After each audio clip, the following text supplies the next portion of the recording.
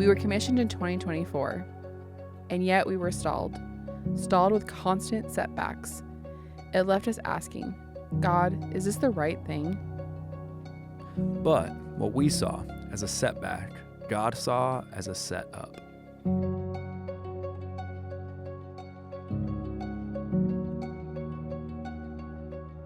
My name's Rose, and I'm a senior at the University of Idaho. I'm Rachel, and I am a junior at U of I. My name is Joe, and I'm a junior at the University of Idaho. I'm Tyson, and I'm also a junior at the University of Idaho. I went to the UK and went to the University of Reading and got to experience that campus and see what life could be like there. And just with talking to all the students there, like, they are so spiritually hungry. Like, everyone I talked to, like, wanted to know more about what I was saying. And, like, some of them didn't even, like, had never heard, like, of what I was talking about before. And, like, I would mention church to them, and they would immediately be like, church? Like, I've never been to church. I want to go to your church. Like, when are you moving here? I want to go to your church when you get here. I just feel so, like, convicted to go, because there's people that need the gospel, and there's nobody here that is giving them the gospel. This is what God is asking me to do, like, in this time and in this season. And, like, I'm either willing to do that and willing to, like, give up some of the things that I love most, or I disobey God and do something else that will not fulfill me and will not, like, bring him the most glory. Being here feels like home, almost. Like, being in Reading, I was like, this is, I think, where I'm meant to be. I think it was Chelsea said it. If you think you can do anything else while still obeying God, you should do that thing. Because church planting is hard, and joining a team overseas is really, really hard, and you need to be fully bought into it.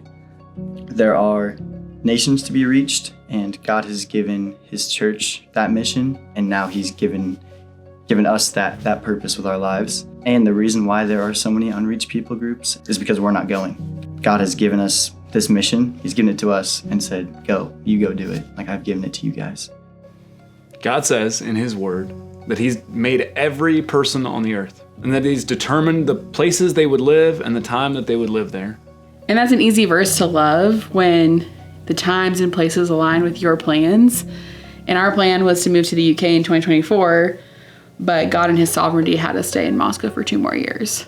Yeah, and there were lots of moments in that where we were left questioning, God, what in the world are you doing? And we learned in those moments that we could either demand that God would do things our way in our time, or submit to him, knowing that his plans were better and that at the right time, he would work out his will in our lives. And his will was marvelous and magnificent in Moscow, that we got to watch God bring a church to thrive and to grow so much more than we could ever pray for or anticipate. And that in our stead, God raised up leaders to take over for us so that we could move in a healthy way, that we're not leaving a church being like, good luck, but God had a plan for Moscow and for the UK. Yeah, almost all of the team that's going now wasn't commissioned with us in 2024.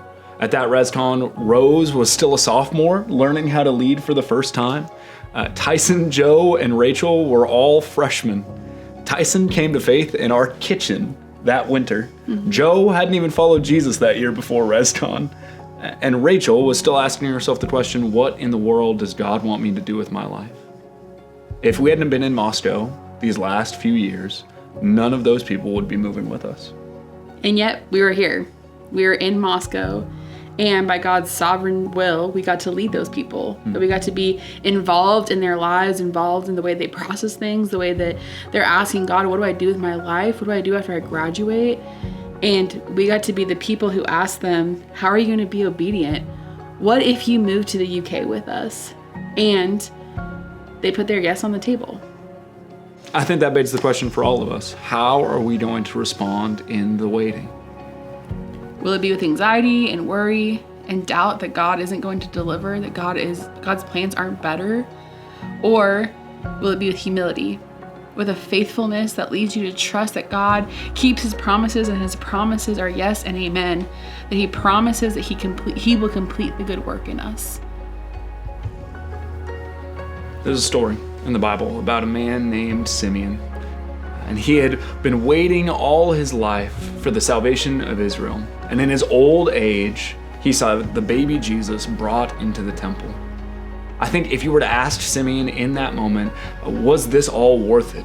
Were the long years of longing, did this meet your expectations? He would have said, through tears in his eyes, that the wait was so worth it for what God had in store.